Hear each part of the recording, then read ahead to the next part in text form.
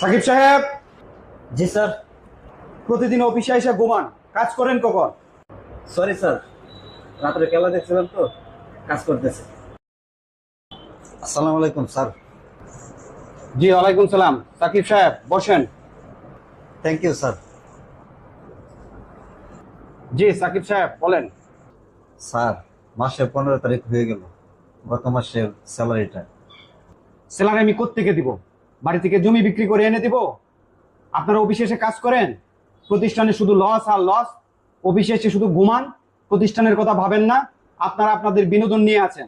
সবার স্যালারি বন্ধ, কারো স্যালারি দেওয়া হবে না।